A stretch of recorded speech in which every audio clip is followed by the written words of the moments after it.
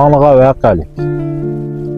Ali məktəbni çoğun bir məktəbdə oxudum, yaxşı nəticə bilan tutdum. Dadam mən kiçikimdə yaman cıq tərbiyə qıldı.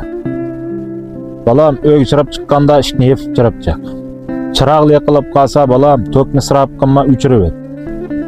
Kiçik balla çıqqaga bağanda çırайлıq kiyimlərimni kiymen desəm balam, sen bağa yada anısı ol dadısı yoq balla olab qalsa mening anam bildidan bolğan bosmuşunda çırайлıq kiyimini hep biratilab köngli sınıp qalmışam. Adetli kiyimimi kiyip beriverdi. Yotqan sanma çırağını üçəmə yetib qalsam, yotqının selib çırağını üçürəb yattap oğut ütdi. Öydən çıqa vaxtımda qelenke 5-ni bir nimke edib zolab bir nimke edirib qo'ydi. Bağan sırğında gapni to'lanlab zerikib ketdi.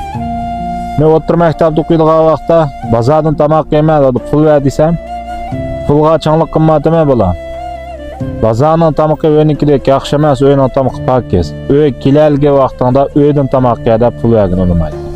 Dadamның bu gaplardan shundan zerikib, dadam gapis achchig'im tutadigan bo'lib ketdi. Hatto bir vaqtlik kelganda dadam qachon bir kuzam ko'maydigan yo'qlar deb ketdi. Oliy maktabga bordim, o'qishim bitdi, uyga kelib xizmat topolmay sal ishim siqildi. Dadam buni his qildi, o'g'a bir kun taloq chiqib, bir necha cho'ng shirkatning xizmatchi qabul qilish uqtirishini achiribdi. Balam bu shirkatlar adam eli yutibdi, arxivdan tashlab imtihon berib baq. Yutab qalsan ajib emas deb ma'qul deb imtihon berib, yeziqchi imtihonni yutab 100 tirani imtihon qabul qilinibdi. Balani vaqt keling deb telefon keldi. Shu mezgilda dadamning mijozi yo'q, doktorxonaga chirib chiqib keldi. 100 tirani imtihon berishdan oldin qaqshim dadam uyda armelyapti, dadamning ochiydi. Meni ko'rib qo'shilib ketdi. Balam ayning yo'riqini men bir ko'raydigandim, pardalni echib, to'kni chirib sen ulab ekan dedi. Ichimda ajab, mushunda yotgandan bir jimiya so'nmasini to'li so'zli ishlab gap qilmay qildim. Uydan chiqdi deb tursam dadam xizmat anashtirganda bo'ldi dedi.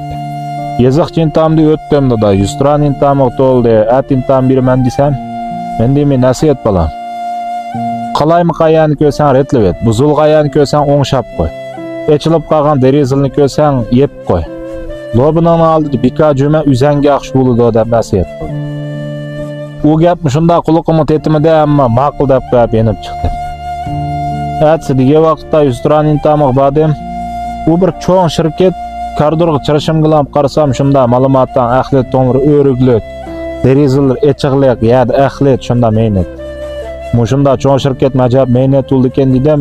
Ketib berib dadamning eliq gepisim kelib qilib mushuni bir taziyat edib qilib to'ngni joyi qo'yib ahletni selib derizilni yeb retlab qo'ydim.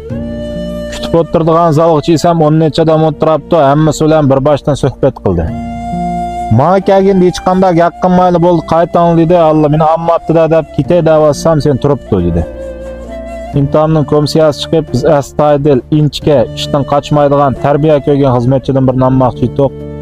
Qasdan kamerani ichib, ahletni chechib qo'ygan to'q.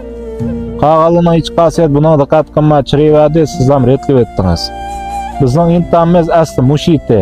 Imtihonni o'tdingiz, balani vaqt ishga tushing dedi. Ajab bir dadamning gapini anglabdimi deb xo'sh bo'ldim. Bu xo'shliqimni ishtigroq berib uyga yetkazay deb ishtikmab uyga bordim. Uyning oldiga borganini qarasam ishga chiq, uyning oldida bir to'p odam bor. Uyga chiqsam balam ishni yeb chirib chiq. Balam manda qil, balam manda qil deb to'li so'zlaydigan odam dunyoda yutabdi. Afsus, xizmat topganimni xabar qilolmadim. Meni kechir